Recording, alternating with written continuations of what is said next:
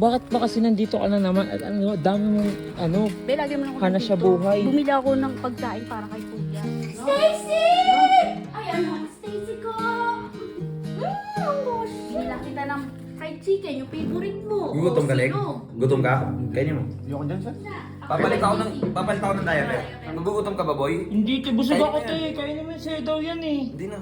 Kay na lang kuya, kay Kuya Senki, kay Alamat, o kaya kay Kuya Otits. Hindi, ako na mag-alaga ng bata.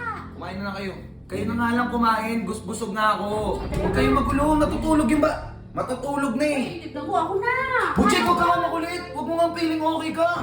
Sorry ka ba?